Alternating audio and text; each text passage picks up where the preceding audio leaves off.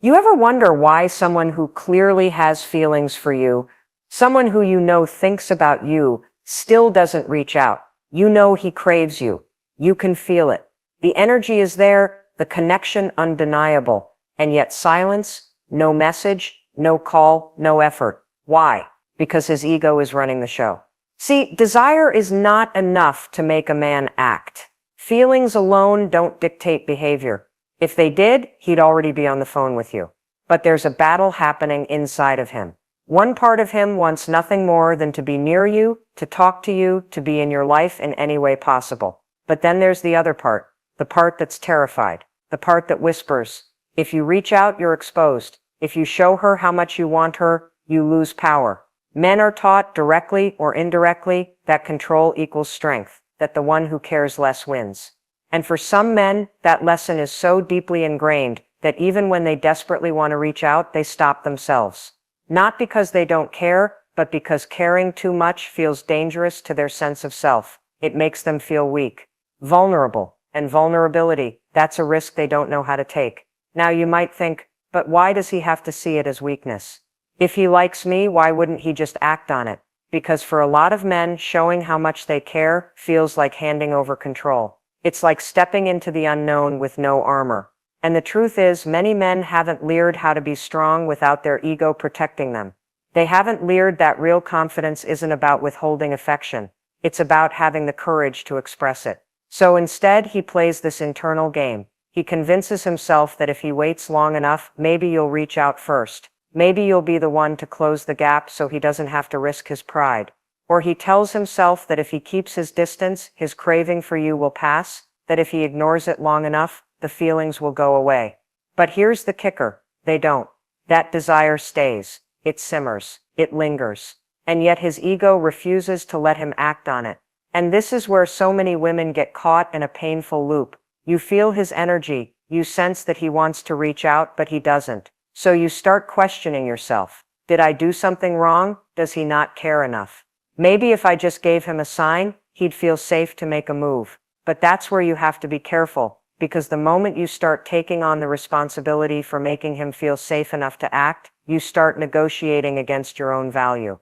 A man who truly values you isn't going to let his ego stand in the way of showing up for you. He's not going to play games with his own feelings just to maintain an illusion of control. When a man is truly confident, he won't see his emotions as something to suppress. He'll see them as something worth acting on. And that's the kind of man you want. Not the one who is so trapped in his own ego that he convinces himself it's better to suffer in silence than to risk showing you he cares. So what do? Do you wait? Do you send that message? Do you give him just a little nudge so he feels like he has permission? No. You let him figure it out, because a man who is held back by his ego isn't a man who is ready. If he can't push past his own pride, then he's not capable of the kind of relationship you deserve. What you do is you stay in your power. You recognize that his silence is not a reflection of your worth, but of his own internal struggle. And you don't lower yourself to match his energy. Because the kind of love you want, the kind of love that's real, that's mutual, that's built on strength and respect, doesn't require ego games. It requires courage, and if he doesn't have that yet, then he's just not there yet. And that's not your problem to fix. You ever notice how some men act like they have it all together, but the moment emotions get involved, they disappear? It's not because they don't feel something for you. In fact, it's often the opposite. When a man craves you deeply, when you have a hold on his mind in a way that he can't shake, that's exactly when he pulls away. And it's not because he doesn't want you. It's because he's terrified of losing control. Men are taught, whether consciously or unconsciously, to be in control of their emotions, their careers, their ambition. There's an unspoken rule that needing someone too much is weakness, that vulnerability is dangerous. So when a man finds himself craving you to the point where his thoughts circle back to you every time he's alone, when your presence starts dictating his mood, when the mere thought of losing you sends a pit into his stomach, his first instinct isn't always to move towards you. Sometimes it's to pull back, because stepping toward you means stepping into the unknown, and the unknown is where control is lost. The truth is, most men like to feel like they are leading in their lives. They like to feel like they are choosing, not being chosen. But the moment he starts to crave you, the moment he realizes you have a power over him, It starts to feel like he's no longer in control. And that is terrifying. He knows if he reaches out, he's exposing himself. He's showing his hand. And what if he does?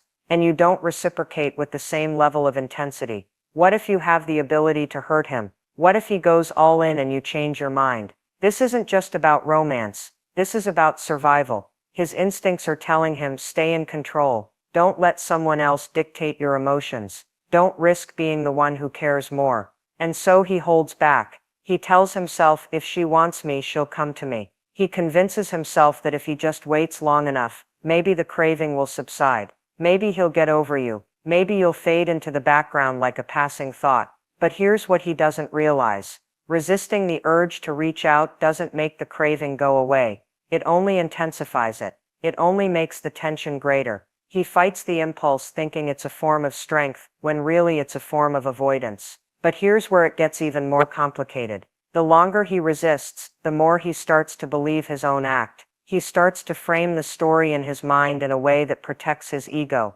Instead of admitting to himself that he's avoiding you because he's afraid of what he feels, he convinces himself that maybe he just doesn't need you that much. Maybe you're not the right one. Maybe if it were truly meant to be, it wouldn't feel so vulnerable, so scary. He rationalizes his fear into logic. And once he does that, reaching out to you feels even less likely, because now he's built a whole case in his head about why he shouldn't. But deep down late at night, in those moments when his guard is down, when he's scrolling through his phone thinking about whether or not to text you, when he hears a song that reminds him of you, when he catches himself replaying the way you laughed at something he said, those are the moments when the truth seeps in. He craves you. He wants you, but he's afraid to want you too much. And this is where a lot of women get caught up in the wrong question. You start asking yourself, if he wants me, why isn't he reaching out? But that's not the real question. The real question is, why are you waiting for someone who is too afraid to step into what they truly want?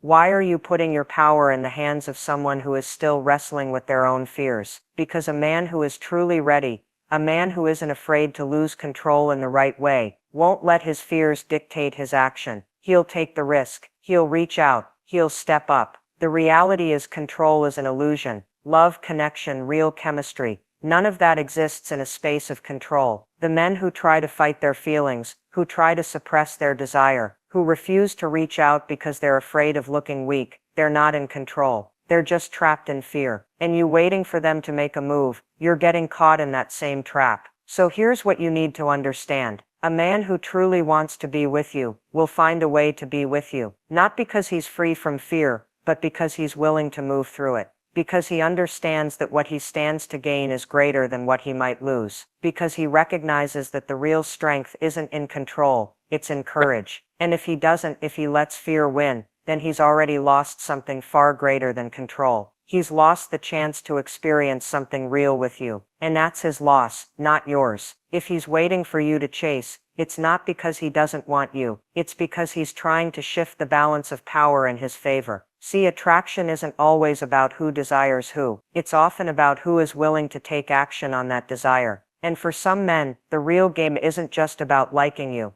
It's about seeing whether they can make you prove how much you like them. It's a dance of control, of positioning, of ego. If he senses that you're interested, that you feel the spark, he might sit back and think, let's see how much she's willing to do for me. Let's see if she'll text first, if she'll try to win me over, if she'll keep the conversation going. And the moment you take that bait, the moment you step into that dynamic where you start chasing, something shifts, the power tilts. And suddenly, instead of being on equal ground, you find yourself constantly trying to get his attention, to keep him engaged, to figure out what he wants. The irony, he probably does want you. He probably thinks about you, wonders about you, maybe even checks your social media, seeing if you're doing just fine without him. But he won't reach out. Not because he doesn't crave you, but because he wants you to feel his absence so deeply that you're the one who gives in first. Now let me ask you something. Do you really want to be in a position where you have to prove your value to someone who already knows your worth? Because that's what this game is really about. It's not about love. It's not about chemistry. And it's certainly not about destiny. It's about control. It's about one person deciding that they'd rather be the prize than the pursuer. And the moment you play into that, you reinforce the idea that your attention is something he can just sit back and wait for. But let's flip the script for a second. What happens when you don't chase? What happens when you don't reach out first? When you don't play the role he's expecting you to? That's when things get interesting. That's when you find out whether he was truly interested in you, or just in the feeling of being wanted. If he actually values you, if he genuinely craves you, then your absence will not go unnoticed. He'll feel it. He'll wonder why you're not the one filling the silence, why you're not the one making the effort. And if he never reaches out, then you've already won, because now you know he wasn't interested in you as a person, just in the validation that your pursuit would give him. I see so many people stuck in this cycle, waiting for someone to act, hoping that silence will break, analyzing every little interaction, every text that comes late or not at all, as if it holds some hidden meaning. But the truth is simple. If a man truly wants you, he'll make it known. Period. A man who genuinely values a connection doesn't sit back and risk losing someone amazing just because he wants to be chased. He doesn't let pride get in the way of reaching out. He doesn't play games when he knows what he wants. So if he's not calling, if he's not texting, if he's not making a move despite how much he craves you, the real question isn't why he's doing it. It's why you're still waiting for him to. You ever wonder why someone can want you, crave you, and yet still not reach out? It doesn't make sense, right? You feel the energy, you sense the pull, and yet silence. No call, no message, nothing. And it leaves you questioning, if he wants me so badly, why isn't he doing anything about it? Let's talk about the thing no one likes to admit. Baggage. The past. The weight of unresolved emotions. Because sometimes it's not about you at all. It's about everything he hasn't dealt with yet. Here's what happens. He meets you. He feels something undeniable. And for a moment he thinks this could be different. Maybe you awaken something in him that he hasn't felt in a long time, maybe ever. But instead of stepping into it, he hesitates. Not because he doesn't want it, but because wanting it brings up everything else. Past heartbreaks, failures, disappointments, fears, the things he thought he had buried suddenly rise to the surface. And instead of facing them, instead of acknowledging them, and stepping forward, he retreats. Not because you're not enough, but because he hasn't dealt with what came before you. People don't like to admit this, but unresolved baggage is one of the biggest killers of potential relationships. He might crave you in a way that feels almost unbearable, but if being with you means confronting parts of himself he's not ready to face, he will sabotage it before it even begins. He will hold himself back, because moving forward requires emotional work he hasn't done yet. And here's where it gets tricky. He may not even realize this is happening. He may convince himself it's timing, or that he's not sure about his feelings, or that he needs to focus on other things. But deep down it's fear. Fear that history will repeat itself. Fear that if he lets himself want you fully, he will lose control, get hurt, or worse, fail at something he really wants. We are wired to protect ourselves. The mind will always prioritize safety over fulfillment. If he's been through something painful, a past relationship that ended badly, betrayal, rejection, his mind is going to see desire as dangerous. So even when he craves you, even when every part of him wants to reach out, something inside of him is saying, don't go there, because going there means risking being vulnerable again. It means opening himself up to the possibility of pain. And some people would rather sit in longing than take the risk of experiencing another heartbreak. Now this is where most people get stuck. They think if he really wanted me, he would push through all of that. But here's what I want you to understand. People don't just push through things they haven't processed. You can't shortcut healing. He can't force someone to be ready. And that's where we get it wrong. We think if we just show them how good this could be, if we're patient enough, if we love them enough, they'll suddenly realize what they're missing. But it doesn't work like that. Readiness isn't about you. It's about them. No matter how much he craves you, if he hasn't done the inner work, he will find a way to keep his distance. And that has nothing to do with your worth or what you bring to the table. It's about whether he's in a place where he can actually let himself have it.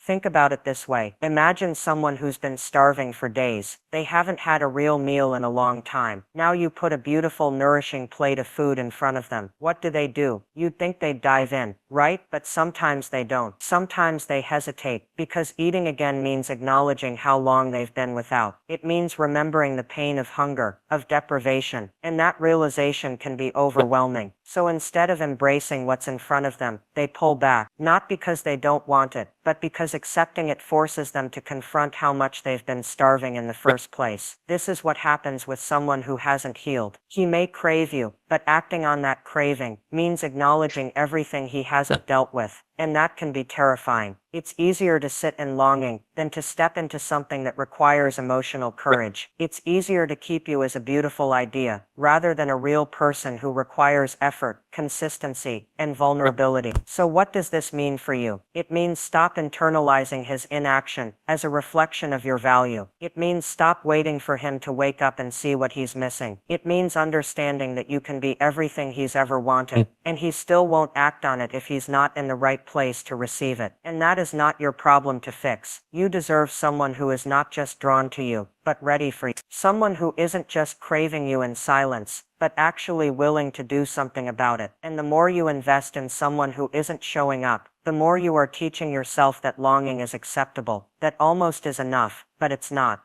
You don't need someone who dreams about you. You need someone who chooses you every single time. There's a difference between being wanted and being chosen. A man can crave you, desire you, think about you constantly, and yet he never acts, he never calls, he never texts, he never shows up. And you start asking yourself, if he wants me so badly, why isn't he here? But here's the hard truth. Sometimes you are his fantasy, not his reality, and that distinction is everything. You see, fantasy is easy, it's effortless. In his mind, he can have you in the most perfect way. You're the woman he dreams about when he's lying in bed at night. You're the image that pops into his head when he hears a song on the radio, or sees a couple walking down the street. He craves you in his imagination, because in that space, he doesn't have to do anything. He doesn't have to make an effort. He doesn't have to risk rejection. He can keep you in a safe, untouchable place, where you remain perfect, where he never has to confront the reality of what it means to actually be with you. But reality requires something more. It requires action. It requires effort. It requires him to put himself on the line, and risk being vulnerable. And that's where so many men get stuck, because to bring you into reality, to make you a real part of his life, he has to do the work. He has to pick up the phone, text you, arrange to see you, and show up consistently.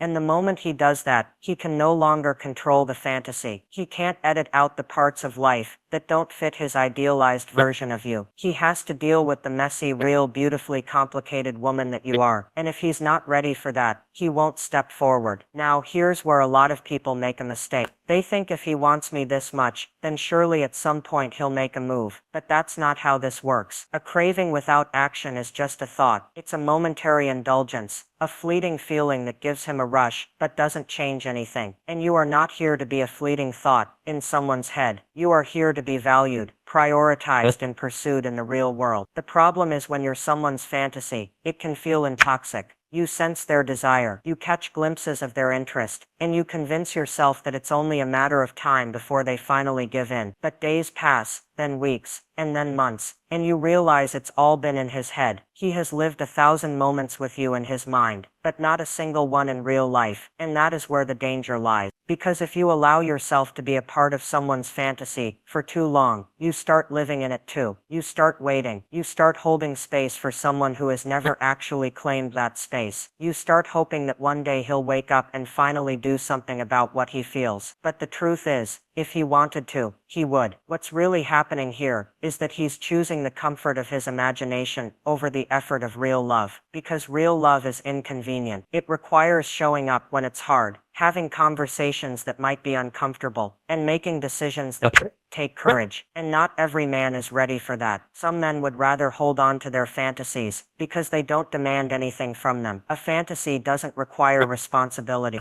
A fantasy doesn't require change. A fantasy doesn't ask him to commit, grow, or step outside of his comfort zone, but you do. And that is why he stays exactly where he is, trapped between craving you and never actually having. So, what do you do with this? You stop playing the game. You stop feeding the illusion that one day he'll step up when his actions have shown you that he won't. You stop reading between the lines of his half-hearted texts and mixed signals, hoping they mean more than they do. You stop confusing potential with reality, because potential doesn't make you feel seen. Potential doesn't bring you flowers. Potential doesn't show up when you need someone. Reality does. And the man who is truly meant for you will never leave you in a place where you have to guess how he feels. The most powerful thing you can do in this situation is reclaim your own reality. Shift your focus away from what he might be thinking and onto what he's actually doing. Because if he's not doing anything, then you already have your answer. A man who truly wants to be with you will move mountains to make it happen. He won't let fear, ego, or timing hold him back. He won't let his craving for you exist only in his mind. He'll bring it into real life. And if he's not doing that, then he's not your person. So the question isn't why he won't reach out. The real question is, why are you waiting for a man who only exists in his own F? Even if he wants you badly, even if he craves you in a way that keeps him up at night, he might still hold himself back. And the reason he's just not ready. Now I know that sounds simple, but let's break this down, because this is where so many people get stuck, waiting for someone who has already made a decision, even if it's not the one they'll admit to out loud. A man can feel intense attraction for you. He can think about you every single day, but when it comes to taking action, to stepping forward and doing something about it, he hesitates. And in that hesitation, you start to feel confused. If he really wants me, why isn't he reaching out? But what if the answer isn't about his desire at all? What if it's about his capacity? Wanting and being ready are two different things. A man can want you like crazy and still recognize that he's not in the right place to give you what you deserve. Maybe he's emotionally unavailable. Maybe he's focused on his career, his freedom, or his own personal struggles. Maybe he knows that stepping into something with you means stepping up, and he's not ready to do that. And here's the hard truth. If he's not willing to step up, you don't want him stepping in. It's easy to romanticize the idea that someone will change when their desire for you reaches a tipping point. But attraction alone doesn't build relationships. It doesn't create commitment, consistency, or effort. If he's not in a place where he's able to show up for you, then his desire means nothing. And that's the part we need to start seeing clearly. Think about it like this. Just because you crave something doesn't mean you're going to do what it takes to have it. A man can crave success, but still procrastinate. He can crave a healthier body, but still skip the gym. He can crave love, but still sabotage every opportunity to have it. Craving something doesn't equal readiness. Readiness is about action. It's about stepping toward what you want, not just longing for it in silence. This is where so many people get stuck, waiting in limbo for someone to finally figure things out. But if someone is truly ready for you, you won't be left wondering. You won't be analyzing the signs or trying to decode mixed messages. A man who is ready makes it clear. His actions and words align. He doesn't just crave you in the dark. He shows up in the light. Now let's talk about you. Because at the end of the day, the bigger question isn't why he's not reaching out. It's why you're waiting for him to. Why are you putting your life on pause for someone who has already told you in their own way that they aren't ready? Why are you giving power to someone else's indecision when you could be stepping into your own certainty? If someone isn't stepping toward you, you don't need to chase. You don't need to convince. You don't need to wait for them to finally see your worth. You need to recognize that their hesitation is your answer. And instead of focusing on why he's not ready, focus on the fact that you are. You are ready for something real. You are ready for someone who chooses you with certainty. You are ready for a love that doesn't require waiting, wondering, or wishing. So let go of the fantasy that he'll one day wake up and realize what he lost. If he does, that's his lesson to learn, not yours to teach. Your job isn't to hold space for someone who can't hold space for you. Your job is to move forward, knowing that when the right person comes along, they won't leave you questioning whether they're ready. They'll show you with every action that they are. Have you ever caught yourself wondering what exactly makes a woman unforgettable to a man? You've probably heard the usual answers. Be pretty. Play hard to get. Don't text him first. Sound familiar? These worn-out pieces of advice have floated around for decades. Yet so many women still feel confused, frustrated, or even invisible when it comes to capturing and keeping real male attention. Why? Because most of that advice only scratches the surface. And here's the truth. Men are not drawn to a woman because she fits into some shallow mold. They're pulled in by something much deeper, far more psychological, and surprisingly timeless. Now here's the kicker. Science has already cracked the code. And no, it's not about chasing trends or pretending to be someone you're not. It's about unlocking 6 types of women. Women who possess real soul deep traits that activate something instinctual in the male brain. This isn't manipulation and it's not a trick. It's about tapping into authentic power, the kind that doesn't scream for attention, but draws it naturally. And when you understand these 6 traits, you're not just being attractive. You become unforgettable, magnetic, a woman of quiet power, the kind of woman who doesn't chase, she attracts. This is where stoicism meets seduction, where emotional intelligence meets real-world results. But before we dive in, let's confront the elephant in the room. Have you ever felt like no matter how much effort you put in, the right men just don't seem to notice? Or worse, they come close but never stay. You start questioning everything. Your looks, your voice, your messages, your timing. But what if the problem isn't you? What if it's the playbook you've been using? This article is your new playbook. It's about shedding the confusion and stepping into clarity. These 6 archetypes we're about to explore are rooted in science, confirmed by psychology, and most importantly, they work. So here's my promise to you. By the end of this read, you won't just understand what makes men deeply attracted to certain women. You'll know how to embody it in your own unique way. You'll see yourself in these 6 types. You'll know what to sharpen, what to express more, and what to finally stop hiding. This isn't a checklist, it's a mirror. And when you use it right, it will change not just how men respond to you, but how you see yourself. Ready to stop guessing? Ready to start seeing real results, not in years, but now? Then don't look away. Because the first type might be the one you've secretly had all along. And the last one, it's the one most women overlook. Yet it's often the final key to lasting attraction. This is your moment. This is your clarity. Let's begin. 1. The independent woman. There's something undeniably magnetic about a woman who doesn't just survive without a man. She thrives. Not in rebellion, not in resentment, but in quiet power. In an age where so many chase validation, she stands still, certain. She doesn't rush to prove herself, doesn't need to scream her worth. And yet, when she enters a room, heads turn. Not because of what she wears, but because of who she is. So let me ask you, when was the last time you made a decision just for yourself? Not for approval, not to avoid conflict, not to please someone, but because it aligned with your truth. That's where independence begins. Not in grand gestures, but in micro decisions. How you speak, how you move, how you hold. Eye contact, how you say no without guilt, and how you say yes without fear. Men are drawn to this because they instinctively recognize it as emotional freedom. And emotional freedom is rare. Most people, men and women, are walking projections of others' expectations, trying to earn worth they already possess. But the I-independent woman doesn't play that game. She doesn't see a man as a plan.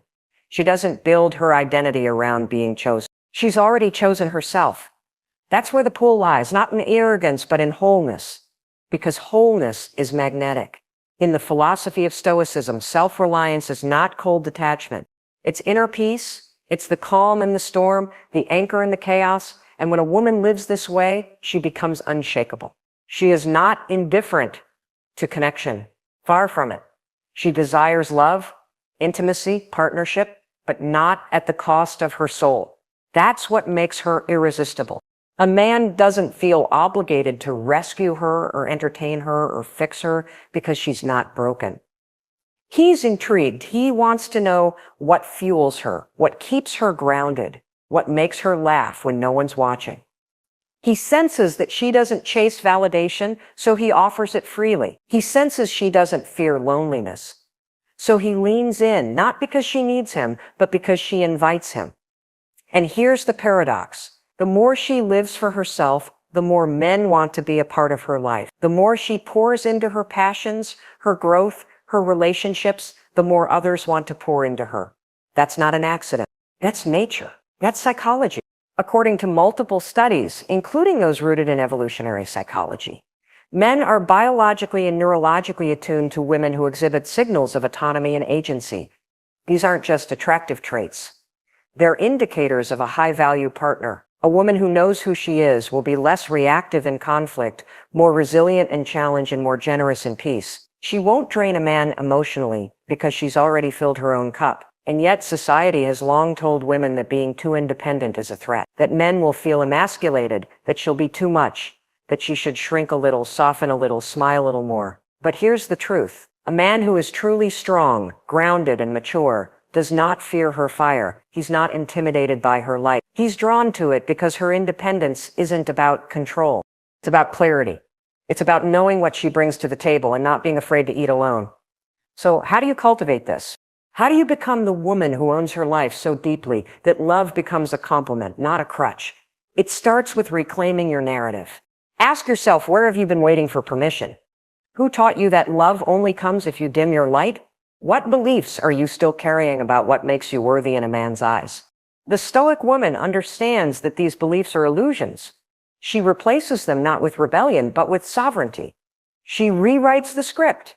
She learns how to sit with her emotions, how to regulate them, how to not let them control her choices. That's Stoicism in practice. Not detachment, but discipline. Not suppression, but strength. Love, Stoic living is about being so emotionally in tune with yourself that no one else can hijack your sense of peace. Imagine being that woman. Not because you have all the answers, but because you've stopped outsourcing your power. Because you've stopped molding yourself to fit into rooms that don't even deserve your presence. Because you've realized that being independent doesn't mean being alone.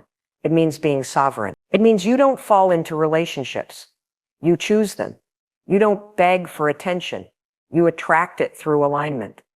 And most of all, you don't build your identity around being chosen. You build your identity around choosing yourself every single day. When men encounter this energy, it disrupts them in the best way. It challenges them to rise, to match her clarity, to offer value rather than seek supply. She doesn't audition, she invites. And in her presence, a man doesn't feel like he's entering a performance. He feels like he's coming home. But don't misunderstand this independence as hardness. It's not armor. It's not about being untouchable. It's about being centered. She can be soft and strong. She can open her heart without abandoning her standards. She can love fully without losing herself. And that right there is the balance that makes her unforgettable. She's not emotionally volatile. She's emotionally intelligent. She's not passive. She's poised. She doesn't beg for space in a man's life. She decides if he earns space in hers. In the love Stoic approach to attraction, this is the ultimate inner work to become so grounded in your truth that love finds you at your highest, not your most desperate. Independence is not a wall. It's a filter. It protects your energy from what drains it and welcomes in what honors it. A man who respects your independence doesn't try to tame it. He celebrates it, and you'll know the difference. You'll feel the difference, because the moment you stop asking, how can I make him choose me? And start asking, is he even qualified for the woman I've become?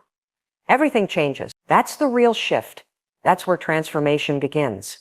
Not in how loud you speak, but in how deeply you've listened to your own voice. Not in how fast you reply to texts, but in how slow you are to betray your values.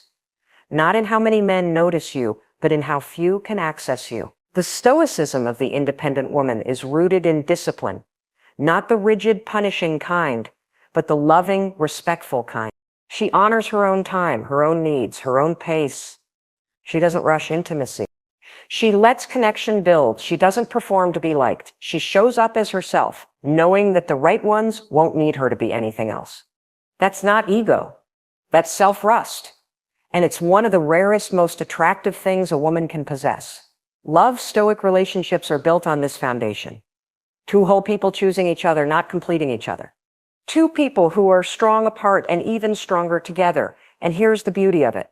When you become the independent woman, you don't lose love, you elevate it. You don't repel men, you refine who you attract. You don't play hard to get. You are hard to forget because your energy speaks before you say, because your presence makes a man reflect, not react. Because your life is so full of meaning, he doesn't want to fill a void. He wants to contribute to your vision. So the next time you question whether being too independent is a flaw, remember this. Every time you prioritize your peace, your growth, your purpose, you're not pushing love away. You're preparing for a love that matches your power. A love that doesn't shrink you. A love that doesn't silence you. A love that doesn't try to own you, but honors you. And that kind of love, it's not found in begging or pretending. It's found in becoming. Because when you live with clarity, intention, and self-worth, you don't need to chase attention. You simply command it through presence, through power, through peace. That's the path of the independent woman. That's the essence of love, stoic living. And that's the kind of woman men can't resist. 2, the playful woman. There's something profoundly disarming about a woman who carries lightness in her spirit. Not because life has been easy, but because she's learned to meet it with laughter. She doesn't force fun. She becomes, and when she enters a space, people feel it before they even speak to her. This untamed, unbothered energy that makes everything around her feel just a little brighter, a little less heavy, a little more alive. You've felt it before, haven't you? The presence of someone who isn't performing joy, but living it. And yet, let's be honest, how often are women told that playfulness is frivolous, that being lighthearted makes you less serious, less desirable, less wife material, that if you're not intense or constantly in control, you'll never be taken seriously? But here's what most people miss. Playfulness is not a lack of depth. It's proof of emotional strength. A woman who can access joy, who can flirt with ease, who can poke fun at herself and giggle without apology, isn't shallow. She's resilient. Because playfulness doesn't come from perfection. It comes from presence, from a willingness to be in the moment, without shame, without fear, without overthinking every move. Men are drawn to this in a way that's almost primal. Why? Because the playful woman gives him permission to breathe, to lower his guard, to return to that forgotten part of himself that still remembers how to be curious, how to be silly, how to just be. And when she does that, she doesn't just become attractive, she becomes addictive. Because in a world that feels chronically heavy, she becomes the escape. And not the toxic kind, the healing kind. She doesn't need to control the room to shift the energy. Her energy is the shift. This kind of magnetism doesn't come from telling jokes or being loud. It comes from embodiment. It comes from that stoic ability to not take things personally, to shake off awkwardness with grace, to turn discomfort into a dance. Stoicism teaches that our power lies not in what happens to us, but how we respond. And the playful woman lives this truth. She doesn't dwell, she doesn't spiral. She alchemizes, she can tease, flirt, challenge, and surprise, all while staying completely herself. And the impact, it's unforgettable. Men will often say they want peace in a relationship, but what they're really saying is they want joy. They want to feel emotionally safe enough to let go, to open up, to be vulnerable without judgment. The playful woman creates that container, not with words, but with presence. She makes him feel like he can stop performing masculinity and just be human again. That's why he craves her, because he doesn't have to earn her love by suffering. He just gets to enjoy her love by being. And what's more healing than that? This is the woman who doesn't flinch when things go sideways, who laughs when the GPS fails, who smiles when the wine spills, who makes a joke in the middle of a fight.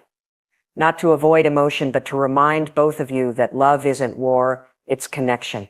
That being right isn't always the goal. That sometimes the most intimate thing you can do is laugh together.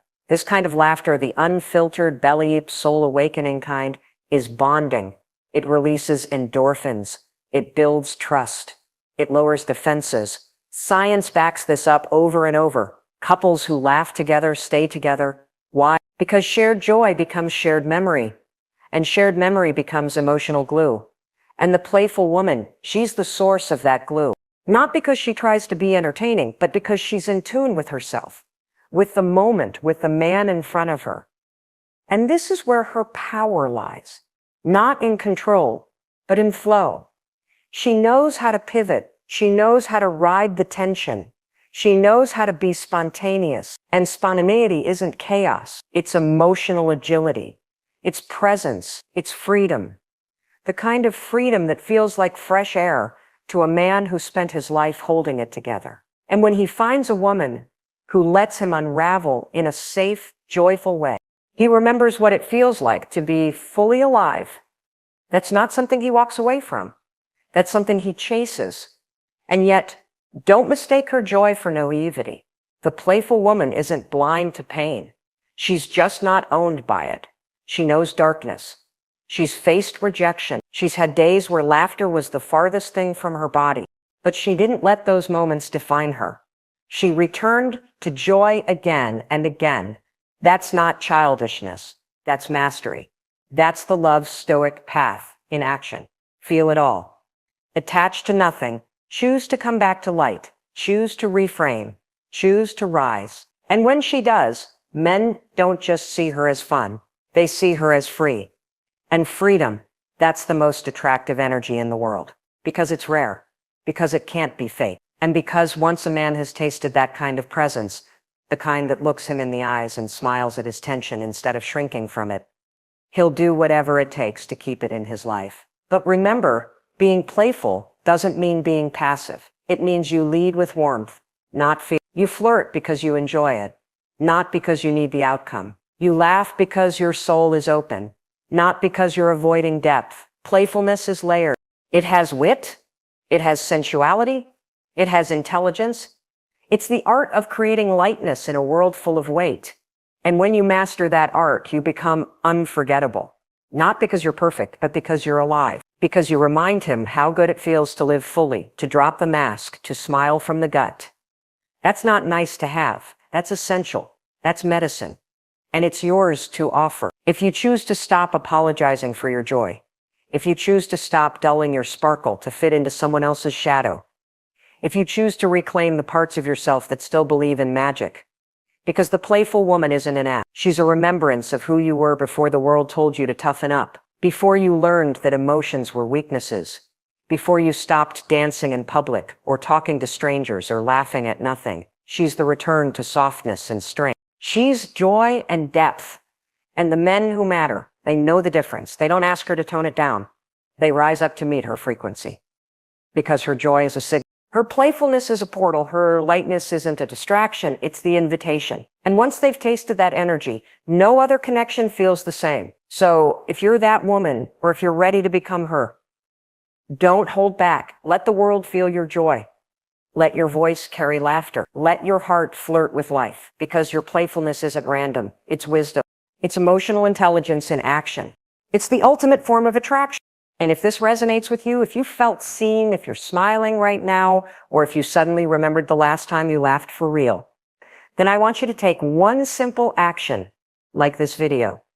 Drop a comment that says number 1. If this part speaks to your heart, and if you want more content like this rooted in psychology, passion, presence, and that love stoic energy that changes how you show up in love, make sure you subscribe to this channel right now.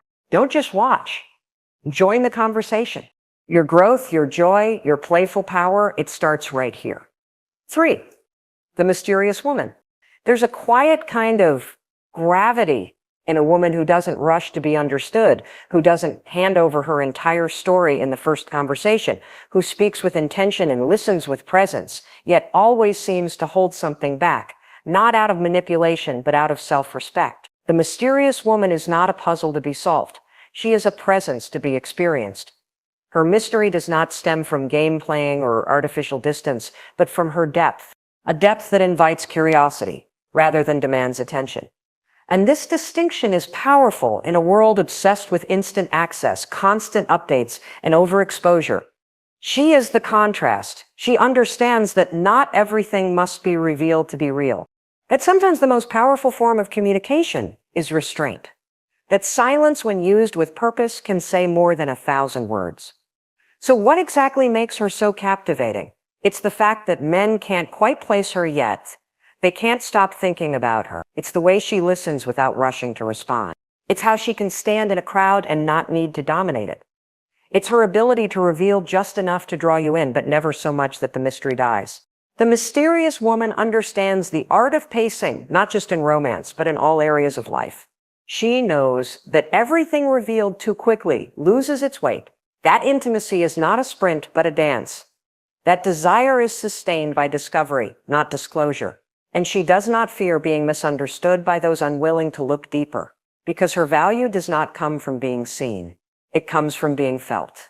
And when a man encounters this energy, it disrupts his patterns. She's not like the others who lead with availability, who rush to prove themselves, who over-explain every thought.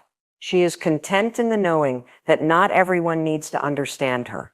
She's not hiding, she's choosing. She's not vague, she's layered, and layers take time to unfold. In Stoicism, there's a deep respect for stillness, for economy of speech, for internal clarity. The mysterious woman lives this naturally.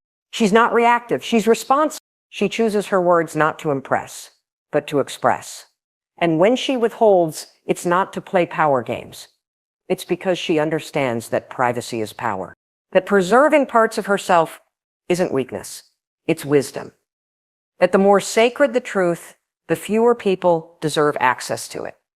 This kind of woman draws men in with her presence because she refuses to be fully decoded. And it's not that she's closed off. Quite the opposite. She's emotionally available, but not emotionally exposed. She's open to connection, but not desperate for it. She's willing to engage, but unwilling to chase. And that subtle boundary changes everything. Because when a man senses that he doesn't automatically have access to her world, it awakens something instinctive in him. The desire to earn, to pursue, to understand. And unlike performative mystery, which fades once the act slips, her mystery deepens the more time you spend with her. Because there's always another layer, another story, another insight. She's not playing hard to get. She is hard to fully grasp. Not because she's distant, but because she's deep. And depth takes patience. In the framework of love, stoic attraction, this type of woman embodies a powerful paradox. Her calmness makes her unpredictable. Her steadiness makes her exciting. Her self-containment makes her expansive. She knows how to create emotional tension, not through drama, but through intentional absence, through withholding just enough to let curiosity live. And curiosity is the fuel of desire. Men don't stay interested because they know everything. They stay interested because they don't. And that doesn't mean being confusing. It means being real, being selective, being sovereign. The mysterious woman doesn't answer every question. She asks her own. She doesn't fill silences with noise. She holds space. She doesn't fear being alone. She prefers it over cheap company. And in doing so, she becomes the rarest kind of woman. The one who is not performing femininity, but embodying it with softness, with certainty, with shadow. And yes, there are shadows, because she doesn't pretend to be light all the time. She's lived through things. She's felt disappointment, betrayal, heartbreak. But instead of letting those things define her, she's integrated them. She wears her past like a cloak, not a wound. And the man who gets close enough to see her will realize that her mystery isn't emptiness, it's richness. She is not unreadable because she's blank, but because she's full of thought, full of feeling, full of nuance. And not every man can meet her there. Some will walk away, some will demand access she's not ready to give. Some will label her as too complicated and she will let them go. Not bitterly, but bravely, because she is not afraid to be alone with her thoughts. She is not waiting for someone to unlock her. She is choosing whether to open the door. And when she does, it's intentional. It's sacred, because intimacy to her is not exposure, it's communion. It's not about giving someone all the pieces. It's about inviting someone to understand the mosaic. Men find themselves captivated, not by what she says, but by what she means, by what she feels like, by what she evokes. And it's not unusual for men to leave conversations with her feeling unsettled in the best way, like something inside them woke up, like they saw a mirror they weren't ready for. That's the effect she has, because she doesn't need to shine brightly. Her glow comes from within, and that glow is steady, intriguing, unrushed. The more stoic she is, the more magnetic she becomes, because she reveals that control is not loud, that power is not pushy, that seduction is not always spoken. Sometimes it's the pause. Sometimes it's the look. Sometimes it's the way she disappears at just the right time. Not to punish, but to reset the rhythm. And rhythm is everything in attraction. It's the push and pull, the closeness and the space, the comfort and the question. And the mysterious woman knows how to hold both without collapsing. She's not afraid to disrupt the script, to pause the chase, to sit in ambiguity. That's not cruelty. It's clarity. She doesn't force connection. She allows it to unfold slowly, honestly, on her terms. And when you gain her trust, when she finally lets you in, it feels like receiving a treasure. Not because she made it hard, but because she made it sacred. This kind of woman makes men question their pace, their motives, their presence. She calls them into more patience, more honesty, more emotional range. Because she doesn't reward surface behavior. She waits for the real. And the man who dares to show up authentically without the masks, without the manipulation. We'll find that her depth is not a challenge. It's a haven. But that access must be earned slowly, genuinely, intuitively. The love Stoic philosophy teaches us that the less we try to control others, the more influence we actually hold. The mysterious woman is the embodiment of this law. She doesn't push for outcome. She cultivates presence. She doesn't chase attention. She commands awareness because her self-worth is not on the line. Her peace is not up for negotiation. Her life is already full.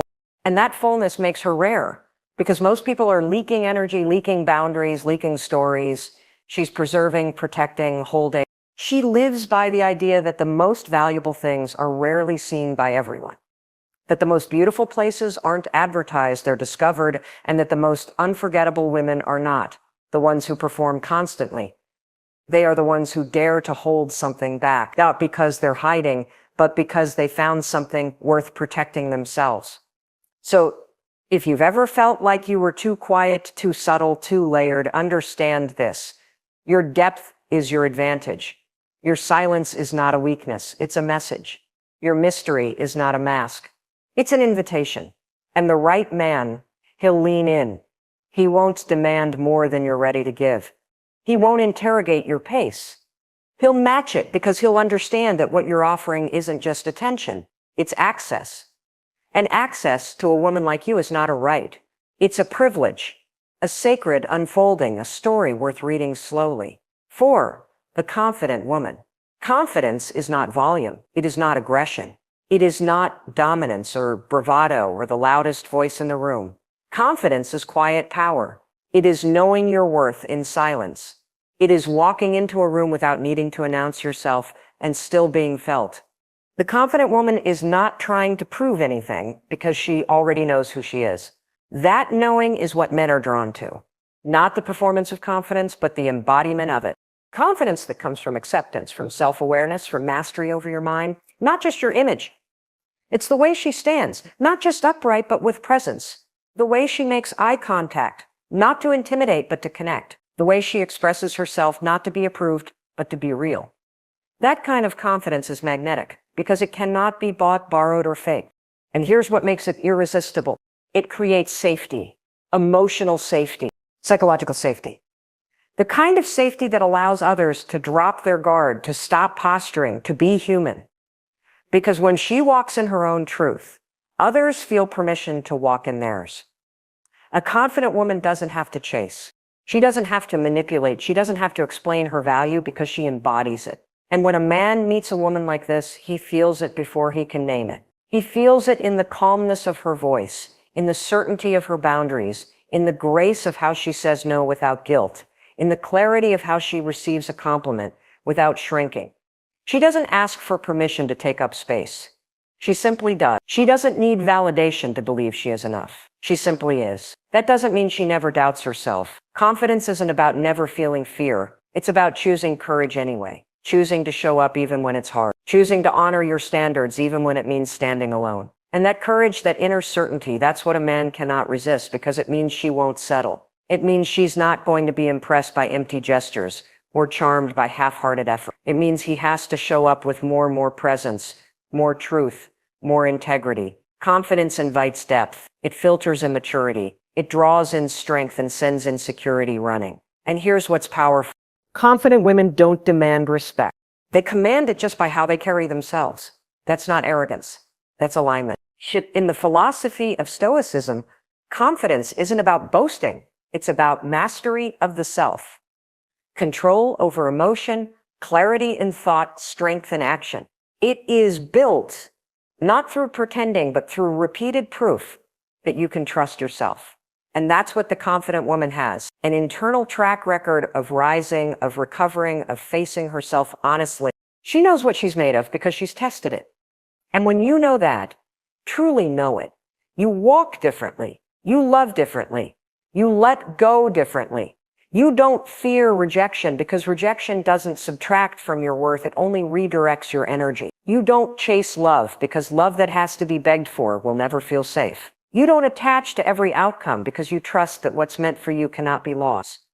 And when a man encounters that kind of energy, pure, grounded, radiant confidence, It awakens something ancient in him, a recognition, an urge not just to possess, but to rise. Because the confident woman is not a prize to be won. She is a partner to be worthy of. And in her presence, he doesn't feel like he's being judged. He feels like he's being invited to drop the act, invited to be better, invited to be real because she's already real.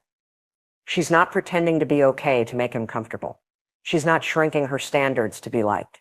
She's not staying silent when something feels off. And that emotional honesty, that radical self-trust, that's where the connection deepens, because confidence doesn't push people away. It calls the right ones forward. It's not about being the loudest in the room. It's about being the most grounded. It's not about being intimidating. It's about being undeniable. That's what confidence looks like in real time.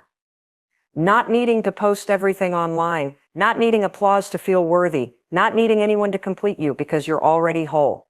And men can feel that. They can sense when you're not looking to be rescued, when you're not auditioning for love, when you're not compromising your peace just to have someone next to you. That's when love becomes powerful. Because it's not filling a void, it's sharing an abundance. And the confident woman, she is abundant in presence and wisdom and energy.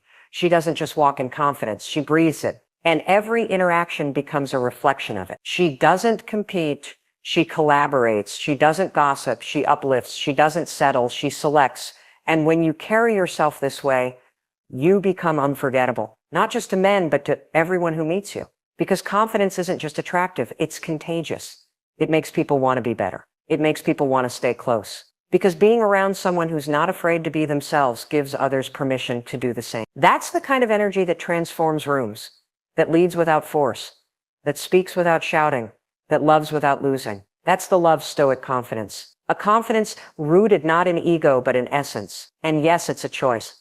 A daily decision to believe in yourself, even when the world tells you not to. A decision to trust your voice when it shakes, to own your worth when it's questioned, to keep going when it's hard. Because confidence isn't born, it's built. It's not a feeling. It's a commitment. It's not something you find. It's something you decide over and over again. And if you're reading this and wondering if you have it, the answer is yes. If you're willing to stop playing small, if you're willing to own your brilliance, if you're willing to honor your path even when it's lonely, you are already becoming her. Because confidence isn't about perfection. It's about progress. It's about consistency. It's about walking toward yourself every single day. And that walk, that journey, that's what makes you irresistible. That's what makes you magnetic. That's what makes you unforgettable. So if this part of the video spoke to something in you, if it stirred something awake, take a moment right now. Click like to let that feeling anchor deeper. Comment number 1, if you see yourself becoming this woman, or if you already are her, and if you haven't yet, hit that subscribe button, because this is the energy we cultivate here. This is the love stoic path, and you powerful woman are exactly where you need to be. 5, the kind and compassionate woman. Kindness is often underestimated in its power to attract, as if it's too soft, too simple, too easily overlooked in a world that often rewards sharpness over softness, pride over humility, performance over presence. But there's something unshakably magnetic about a woman whose heart leads the way. Not because she's naive, not because she's weak, but because she chooses to remain open in a world that constantly dares her to close. The kind and compassionate woman is not a doormat. She is not submissive. She is not a woman who bends backward to keep everyone comfortable. She is discerning, strong, and deeply self-aware. But within her is a warmth that disarms people, that makes them feel seen in ways they didn't even know they needed. And that's what draws men to her. Not the performance of sweetness, but the embodiment of care. Because care is rare. Care is presence. Care is effort. And in a world where most people are rushing through conversations, distracted in interactions, and guarded in love, a woman who meets you with genuine compassion, who listens with her whole heart, who gives without agenda, feels like oxygen. She doesn't give because she wants something in return. She gives because it's who she is. Her kindness is not transactional. It's her nature. But don't confuse that with self-abandonment. The compassionate woman has boundaries. She knows how to say no. She knows how to protect her peace. And yet she does it without cruelty, without punishment, without coldness. because her power lies in how deeply she can feel without becoming consumed. That's what makes her emotionally mature. That's what makes her presence healing. And that's what men are instinctively drawn to.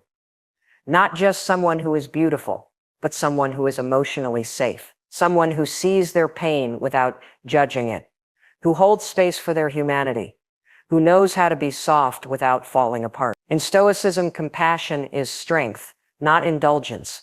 It is the ability to witness suffering and not flinch. It is the choice to act with love, even when it would be easier to turn cold. And the EA woman embodies that. Her softness is not the absence of boundaries. It's the presence of courage, the courage to stay open, to be empathetic, to love in a way that isn't needy or desperate, but deeply generous. That kind of love cannot be faked. It comes from lived experience. It comes from having suffered, healed, and chosen to love again anyway. And that's the most powerful energy of all. Because when a man meets this kind of woman, he doesn't just feel attractive. He feels safe, safe to open up, safe to admit fears, safe to stop pretending because she doesn't shame vulnerability. She honors it. And that honoring, that rare capacity to see someone without trying to fix them or control them, that is the gateway to real intimacy. She's the kind of woman who remembers the little things, not because she's trying to impress you, but because she pays attention. She's the kind who asks how you're doing and really listens, who supports your dreams not to control you, but to encourage your growth. And that kind of support, that emotional generosity, creates a kind of connection that goes far beyond attraction. It builds devotion, because men don't stay with women who are just exciting. They stay with women who make them feel whole, who reflect their better selves, who bring peace, not chaos. And the kind woman, she is peace, not because her life is perfect, but because she's learned how to bring peace to her inner world. That peace is what she brings into relationships. And that peace is what men are magnetized by. Her compassion extends beyond the relationship. It's visible in how she treats others, the way she talks to strangers, the way she loves her friends, the way she shows up in the world when no one is watching. That consistency, that integrity, that quiet goodness, it cannot be ignored.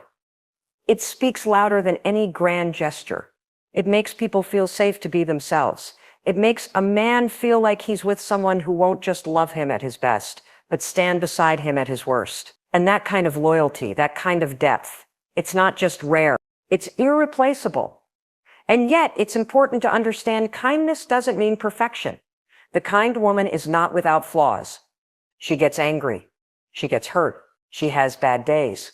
But even in those moments, her compassion doesn't vanish. It deepens. It becomes honest. It becomes vulnerable. She doesn't use her pain to punish. She uses it to connect. And that emotional maturity, that ability to navigate conflict with love, to speak truth without cruelty, to stay soft in hard conversations, is the ultimate strength. It's what turns arguments into breakthroughs. It's what transforms tension into intimacy. It's what builds the kind of relationships that last, because love isn't about avoiding hard moments. It's about showing up with care in the hard moments. And she does always. The kind woman is not led by ego, she's led by heart. But her heart is not naive, it's wise, it's been hurt and healed, it's seen betrayal and still chooses trust. It's been abandoned and still chooses presence. That's not weakness, that's resilience. That's love. Stoic depth. Because true compassion is not blind, it sees everything and still chooses love. And the men who experience this kind of woman, they never forget her. She becomes the standard. The comparison, the one they measure others by, because the connection wasn't based on dopamine. It was based on depth, on care, on truth, and that kind of connection lives forever in memory because we remember the ones who made us feel safe, the ones who made us feel seen, the ones who made us feel loved without conditions. And that is the essence of the kind and compassionate woman. She gives love not because she has to, but because it overflows from her. Not because she's desperate to be loved, but because she is love. And that embodiment, that emotional generosity, is what draws in the kind of men who are capable of honoring her. Men who are not afraid of emotion. Men who value connection over control. Men who recognize that true strength is revealed in how gently someone can hold your heart. And yes, There are men who will try to take advantage of kindness, who will mistake softness for weakness, who will take without giving. But the truly kind woman, she doesn't allow that. She has boundaries. She walks away from those who drain her. She protects her heart, not by closing it, but by discerning who's worthy of it. Her kindness is selective. Her compassion is directed with wisdom, and that discernment makes her even more powerful because she knows her love is not for everyone. It is sacred. It is earned, and the man who receives it knows he is holding something rare, something real, something that most will never get close enough to feel. And that knowing that rare kind of love built not on excitement, but on soul changes him. It makes him more present, more open, more capable of love himself, because compassion doesn't just attract, it transforms. It invites others to become more. It reflects the kind of energy that elevates, that heals, that awakens the best in people. And in a world that often tells women to be hard, to be cold, to protect themselves by building walls, the kind woman chooses another path, a higher path, a braver path. She chooses to remain open, not recklessly, not foolishly, but intentionally,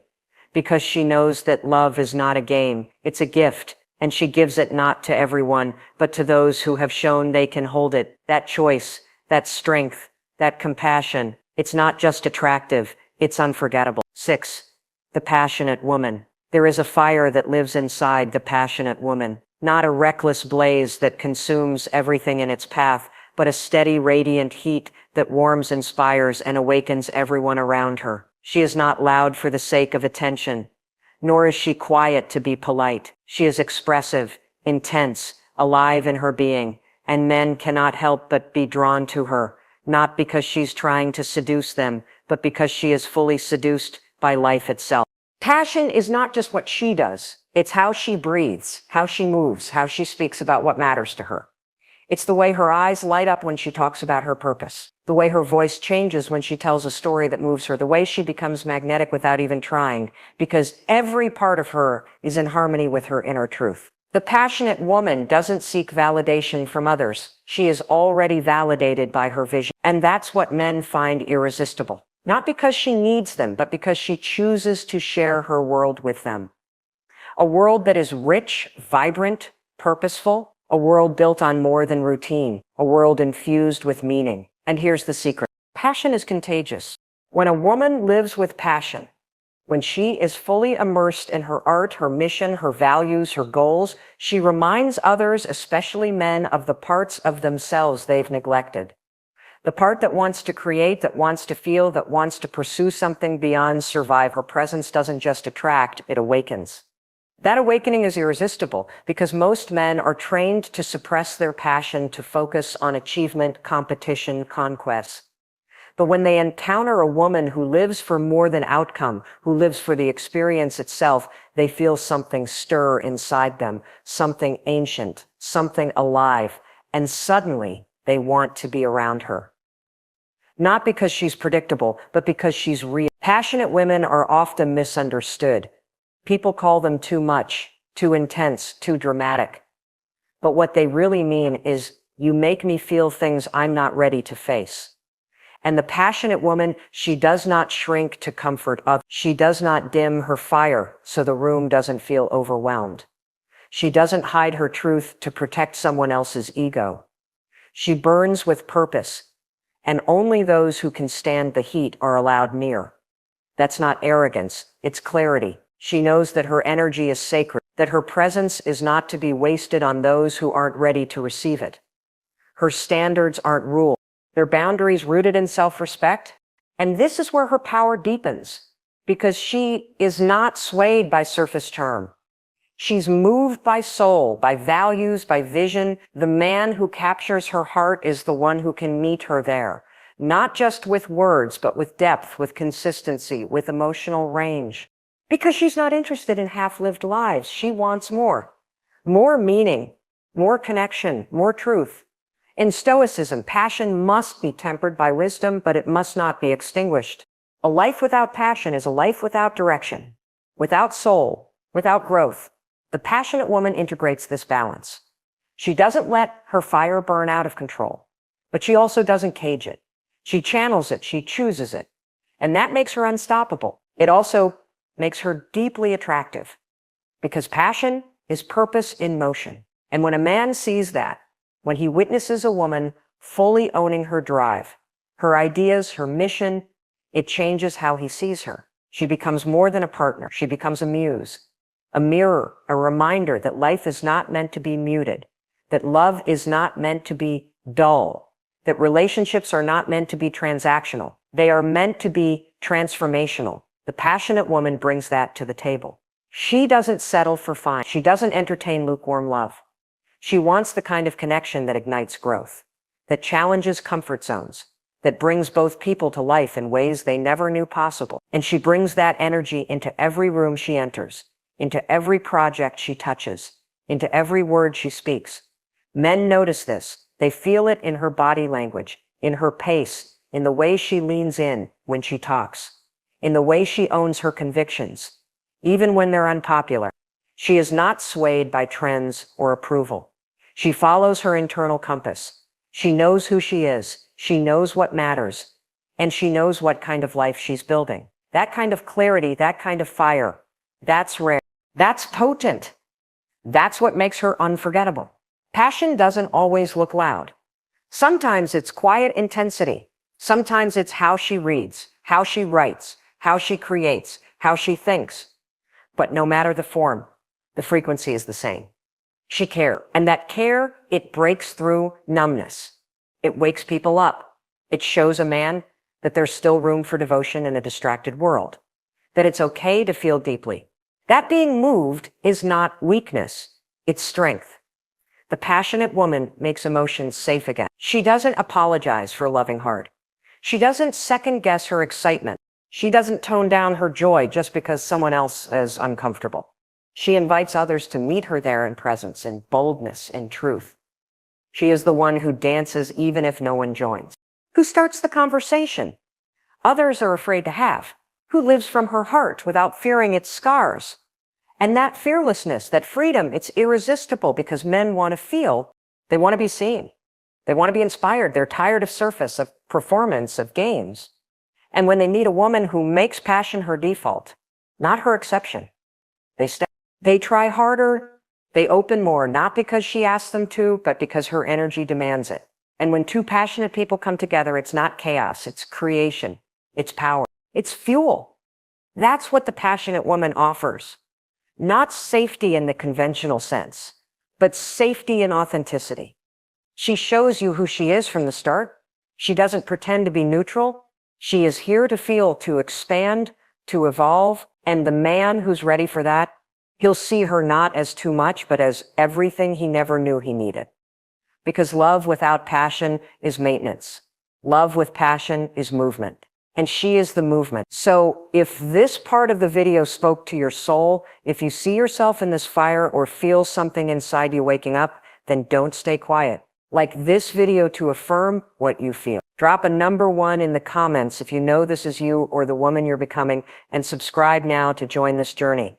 Because here we honor the love stoic woman, the passionate one, the purposeful one, the one who leads with heart and changes everything she touches. In the end, what truly makes a woman unforgettable is not something external. It is not the contour of her cheekbones, or the shade of her lipstick, or the cut of her dress. It is something deeper. It is the way she owns her presence, the way she speaks truth with compassion, the way she walks in alignment with who she is, even when no one is watching. And when we look back on the 6 women we've uncovered, the independent, the playful, the mysterious, the confident, the kind, and the passionate, we begin to see a pattern not of personas to perform, but of truths to live. These types are not characters in a play. They are archetypes that already live within you. They are reminders of the aspects of yourself you may have forgotten, neglected, or been told were too much.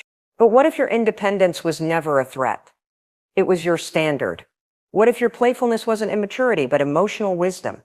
What if your mystery wasn't a flaw to fix, but a sacred boundary that protects your depth? What if your confidence was not arrogance, but the result of surviving things no one knows about and still choosing to shine? What if your kindness was not a sign of indolence, but evidence of your emotional resilience? What if your passion was not chaos, but your soul's most authentic expression of life? The world will always offer you diluted definitions of what makes a woman desirable. Be agreeable, be modest, be polite, be easy to understand, be loud. But the truth is, the women who linger in the minds and hearts of men are never the ones who fit inside the lines. They are the ones who are rooted in their values and expansive in their spirit. They are the ones who are not afraid to be seen fully, even if that fullness challenges others. And the reason men cannot resist them is because men are on some level always searching for wholeness.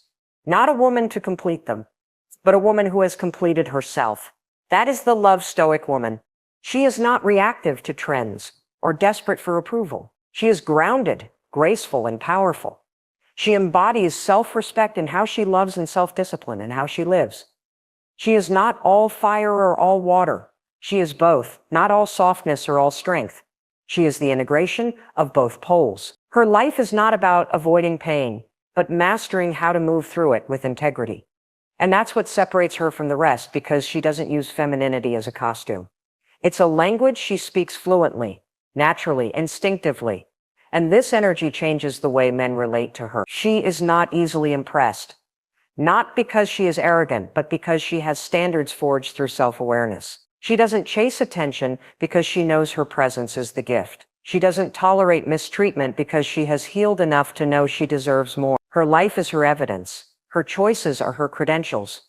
And when a man sees her, he doesn't just notice her beauty. He feels her soul. He recognizes that being in her presence isn't about earning points. It's about meeting her in her truth. And this recognition transforms him. He rises, he softens, he becomes more of who he was meant to be. Not because she demanded it, but because her energy called it forward. And this is the secret most people never talk about. Attraction isn't just about chemistry. It's about calibration. The way your energy speaks before you do, the way your values ripple through the way you speak, listen, move, and decide, the way your self-trust makes other people check in with their own. And when you are living as the integrated version of all 6 of these types, not forced, not performed, but embodied, you become the kind of woman who doesn't just attract love, but defines the quality of love she receives. Because men mirror your standards. They reflect your clarity. They respond to your radiance, and they remember how you made them feel. Not in the first 5 minutes, but in the 5 hours, 5 weeks, 5 years of knowing you. Were you consistent? Were you clear? Were you aligned with yourself in the way you showed up? Because that is what creates longing. That is what builds trust. That is what inspires respect. And these are not things you can fake. They cannot be taught in surface level tips or hacks. They are grown in solitude, in intention, in practice. They are carved through heartbreak, refined through healing, and expressed through presence. And the most beautiful part, you already have them inside you. You are already her. Maybe not fully expressed, maybe not fully free, but she is there in the way you say no to what drains you, in the way you protect your joy, in the way you hold your values when no one is watching, in the way you decide to be better even when no one is clapping. That is the woman men cannot resist. Not because she is perfect, but because she is whole. Not because she fits a mold, but because she broke it and made her own. And if you've ever felt like you had to be less in order to be loved, know this. The real love you seek will never ask you to shrink. It will meet you in your fullness. But first, you have to choose to live there. To stop apologizing for your truth. To stop explaining your value. To stop waiting for permission to be powerful. The love stoic woman doesn't wait. She integrates the independent mind, the playful spirit, the mysterious depth, the confident posture, the compassionate soul, and the passionate fire. Not because someone told her to, but because that is who she is when she stops hiding. And once she becomes that woman, love is no longer a pursuit. It becomes a reflection of who she is, of what she allows, of the energy she brings into every space she enters. So, if you've been wondering how to make men notice you, how to keep their attention, how to be the one they never forget, start by being the one you never abandon. That's where the transformation lives. That's where the power lives. That's where the love you're looking for begins. Not in someone else's arms, but in your own. Because the world doesn't need more women trying to be chosen. It needs more women choosing themselves so completely that the right love becomes inevitable. Not dramatic, not confusing, not unstable, but clear, grounded, expansive, and worthy of the woman you've become. You know, one of the most misunderstood dynamics in dating is the idea of letting someone go, especially for women. There's this belief that holding on tighter is a sign of love, of loyalty, of effort. But ironically, it's the opposite that often creates the deepest emotional impact on a man when a woman lets go, not in anger, not in drama, but with calm. Confidence, something shifts inside a man. Something that most people never talk about, but every guy who's experienced it knows exactly what I mean. Here's the truth. We chase what we feel could be lost. What feels scarce becomes more valuable. It's basic human psychology, and men are no exception. See, when a woman decides to walk away from a situation that no longer reflects her value, she's no longer trying to prove she's worthy. She's saying, if you don't see it, that's your loss. And that moment, that's when something wakes up in a man. When you're always available, always waiting, always forgiving the bare minimum. You're not making yourself more lovable. You're just making yourself easier to take for granted. But when you show that you can love someone and still let them go when they're not showing up for you, that's when a man begins to feel the weight of your absence, because your energy, your presence, your loyalty, those things weren't free. They came at a cost he didn't realize until you were gone. Letting someone go isn't about playing games or using reverse psychology. It's about recognizing your own worth in the face of someone else's indecision. When you walk away with grace, not spite, not manipulation, but with dignity, you shift the entire power dynamic. You're not trying to win him over. You're not trying to convince, you're just done, and not in a dramatic, I'm blocking you on everything kind of way, but in a peaceful, I know what I bring and I won't settle for less kind of way. That energy hits different. Unforgettable men feel the difference between a woman who walks away because she's trying to teach him a lesson and a woman who walks away because she's truly at peace with letting go. The first is temporary. The second is real. And that second one, that's the woman who stays in his mind. That's the one who doesn't just leave the relationship, she leaves a mark. See, most men don't fall harder for the woman who tries harder. They fall harder for the woman who's willing to stop trying. When she sees effort isn't being matched, that's where the respect is born. That's where desire is reignited. Not because she made him jealous, not because she posted some cryptic quote on Instagram, but because she had the courage to step away from comfort in the name of self-respect. And that courage that's rare, that's what makes her unforgettable. A woman who lets go is not saying you were never important. She's saying I'm important too. And when a man sees that, truly sees it, it wakes something up in him that no amount of convincing ever could. Because love at its highest level isn't about proving, it's about choosing. And when she chooses herself, it either inspires him to step up or it reveals that he was never ready to begin with. Either way, she wins. She gets her peace and he gets his reality check. You might think that letting go means you lost, that you gave up too soon. That maybe if you just held on a little longer, he would have seen your worth. But sometimes the only way he can see your worth is in your absence. Sometimes your silence is louder than anything you could have said. Sometimes your decision to let go echoes longer in his heart than your efforts to stay ever did. Here's the kicker. When you let go for the right reasons, not out of ego, not to punish, but because you genuinely know you deserve more, the universe tends to respond. Maybe he comes back better. Maybe someone even better steps in. Or maybe, just maybe, you realize you never needed him to begin with. But whatever the outcome, your peace becomes your power. The man fools harder when he knows he's lost something rare. And rare isn't the woman who gives endlessly and asks for nothing. Rare is the woman who knows when enough is enough, who can love deeply, but still walk away when love isn't being honored. Who doesn't chase, but invites, who doesn't beg, but believes in herself. And trust me, that moment, he realizes you're no longer checking for him, no longer waiting for the text, no longer secretly hoping. That's when he starts checking for you. Not because you tricked him, but because you tricked him,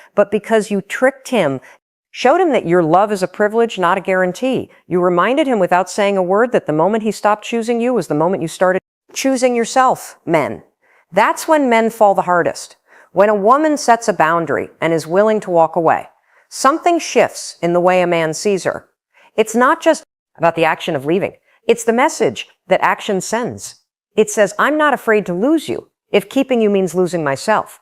And let me tell you, the kind of inner strength leaves a lasting impression. Most people are afraid to set boundaries because they think it'll push someone away, and maybe it will. But here's the truth. Most people don't understand the right boundary, doesn't push away the right person. It filters out the wrong one. A woman who has the strength to say, this isn't good enough for me, even when it's uncomfortable, even when she wants it to work, earns a man's respect on a level that pleading or overgiving never could. When a man sees that she's not bending her standards just to keep him around, it hits differently. She's not trying to win him. She's not trying to prove her worth. She's showing him. She already knows it. That's not arrogance. That's grounded, quiet confidence. And let me tell you, there is nothing more attractive than that. The truth is, a lot of women today confuse patience with tolerance. They stay in situations, hoping things will change, thinking their kindness will win someone over, thinking their loyalty will make someone rise to meet their needs. But loyalty without boundaries is just self-abandonment. And over time, that chips away at your self-esteem and sends the message that you'll settle for less than what you deserve. Now, contrast that with a woman who sets the standard from the start, not in an aggressive way, not with ultimatums, but just by living in alignment with her values. If a man starts showing up inconsistently, she doesn't over-explain, she just steps back. If he's not ready to meet her where she is, she lets him go with grace. That doesn't make her cold, that makes her clear. And that clarity forces a man to evaluate what he's actually offering. He can't hide behind charm or chemistry or potential anymore because she's not impressed by any of that unless it's backed by action. She's not flattered by crumbs. She's not seduced by inconsistency. And so for the first time, maybe in a long time, he's faced with someone who won't settle for less, not because she's trying to play games, but because she genuinely doesn't have the energy to entertain anything that drains her peace. That's the kind of woman who changes a man, not because she tries to, but because she doesn't try at all. She just is. She knows that love without respect is hollow. She knows that if he doesn't value her time, her presence, her energy, someone else will.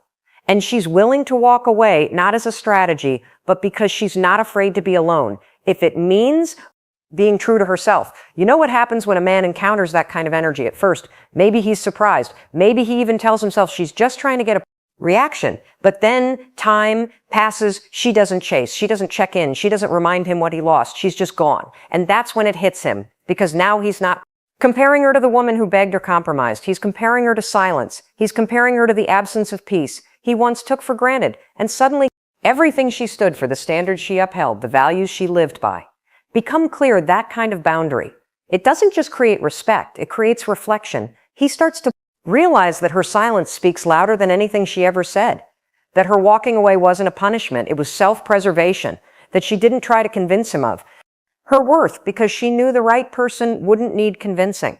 And maybe for the first time, he sees her not as someone who was there for him, but as someone he was lucky to have access to. And that shift that changes everything. Because once a man starts to see you through the lens of, I wasn't enough for her to stay, the dynamic is no longer about what you did wrong. It becomes about what he failed to recognize in time. That's the power of boundaries. Not to control someone else, but to control what you allow into your life. And when a man sees a woman walk away from what doesn't serve her, he doesn't just admire her strength. He starts to feel the weight of her absence. Starts to question his choices. And most of all, he starts to wonder if he'll ever find that kind of energy again. The kind that didn't just love him, but challenged him to be better. Not because she asked for it, but because she expected it. And expectations backed by self-respect, they leave an imprint. No one forgets. That's why men fall harder for women who let them go. You know, it's funny. People always assume that the person who walks away is the one who hurts more. They think that if someone lets you go, it means they stop caring. But let me tell you something about how men process emotion. It doesn't always show up in the moment. It sneaks up on them slowly, quietly, when everything's gone still. That's why so often men fall harder for the women who let them go. See, when a woman decides to walk away, not out of anger or revenge, but from a place of self-worth and clarity, it doesn't always hit the guy right away. At first, he might feel a sense of freedom. There's no more pressure, no more expectations. He might even tell himself he's better off. He might even go out with his friends, scroll through dating apps, convince himself that he made the right decision. But what he doesn't realize yet is that loss doesn't hit like a slat. It hits like an echo. It builds, it grows. And one day, when the noise dies down, when he's no longer distracted, he's going to feel it. He starts to think about the way she laughed at his jokes, even the bad ones, the way she listened to him when he talked about things no one else seemed to care about. He starts to notice that the women he's meeting now don't challenge him the way she did. They don't hold him accountable. They don't inspire him. He might not even be able to explain it. But something about her energy, her presence starts to haunt the spaces she once filled. That's the thing. Men often feel the weight of losing a high V-value woman after she's already gone, because in the moment they're not always tuned into what they're about to lose. They're focused on the present, discomfort, the argument, the misunderstanding, the fear of commitment. But when she walks away with grace, not yelling, not begging, just deciding that she deserves better, that grace stays with him, it lingers in the back of his mind.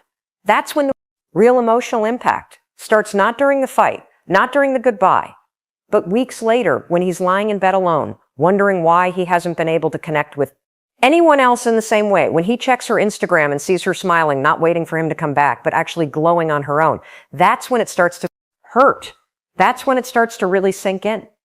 He remembers how she used to show up for him, how she made life easier without ever making him feel like he owed her anything, how she supported his dreams, gave him space, but never let herself be invisible.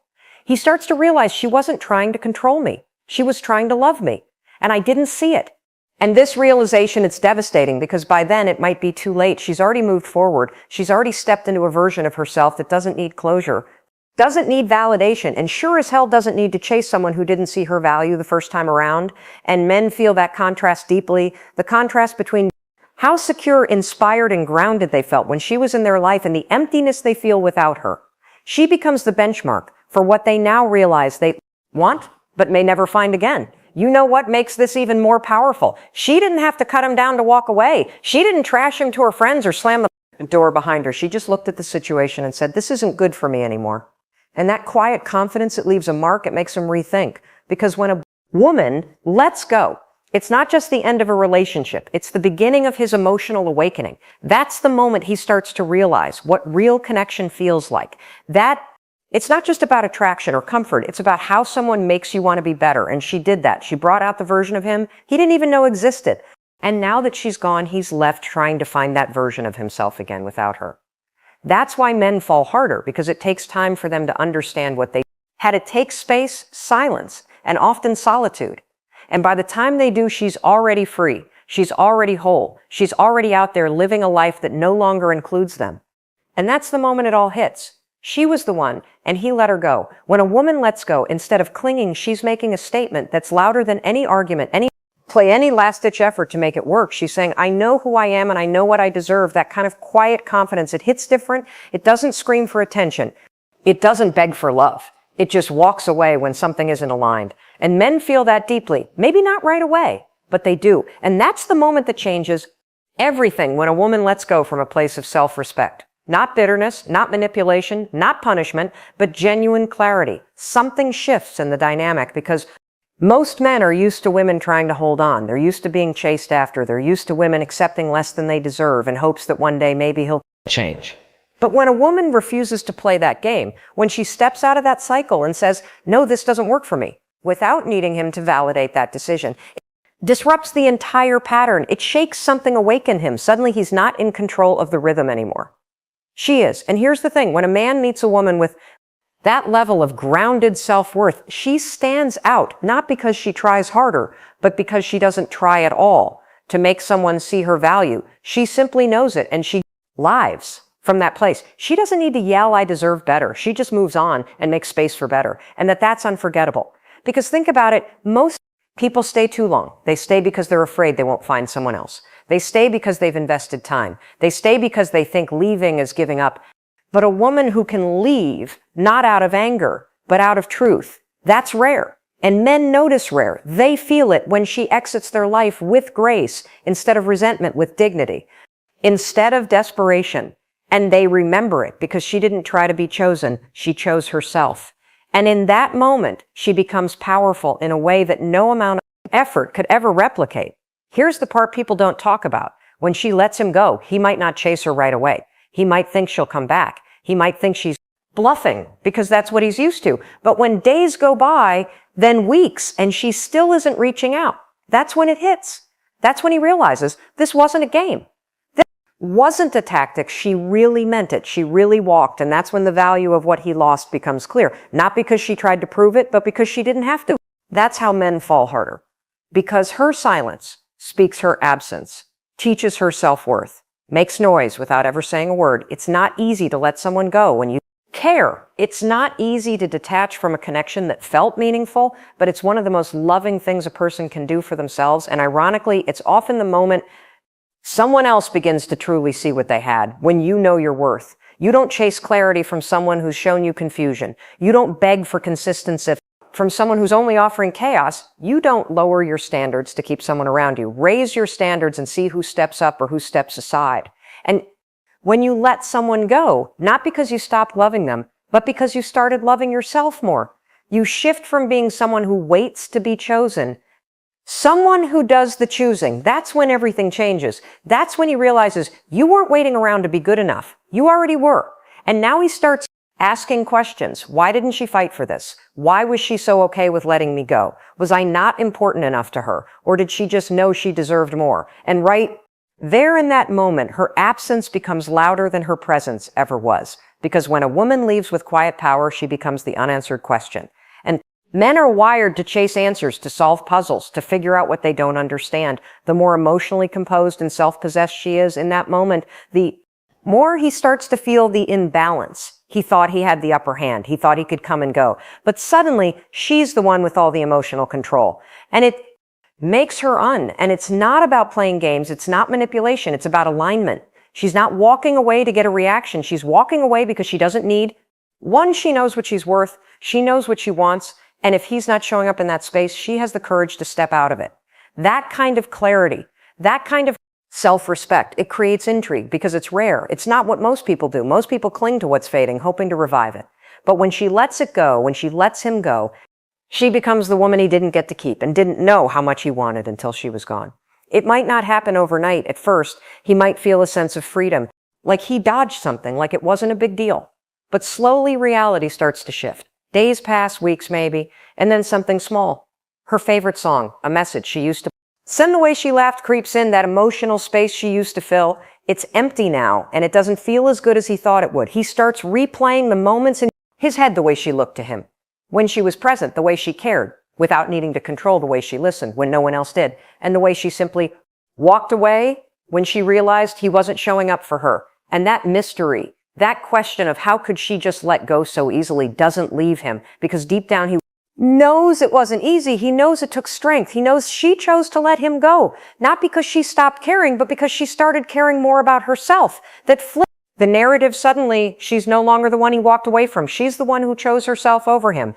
And that truth, that power echoes louder than anything she could have said in the moment. You see, when someone leaves with bitterness or emotional chaos, it's easy to dismiss. She was angry. She was hurt. It gives him a reason not to reflect. But when she leaves with peace, with grace, with no emotional outburst, no last plea, no need for closure, it becomes impossible to ignore. It forces him to sit with the silence, to feel the consequences. And that's where desire gets rebuilt in the quiet, in the space where she once stood. And maybe he'll try to come back. Maybe he'll test the waters, wondering if she'll respond the same way she used to, but she won't, because she's already evolved beyond that version of herself. She didn't walk away as a tactic. She walked away as a decision. And when she does that, when she actually means it, it marks her in his memory in a way that never fades. She becomes the one he couldn't crack, the one he couldn't break, the one who didn't crumble in his absence, but instead rose in her own presence. And no matter who comes after her, no matter how many connections he has, there will always be that lingering question. What if I'd shown up for her the way she deserved? That question, that unshakable. What if that's why he falls harder? Because she became a mystery he never solved, an energy he can't replace, and the woman he remembers, not for what she gave, but for what she refused to accept. And that is the impact of letting go with strength,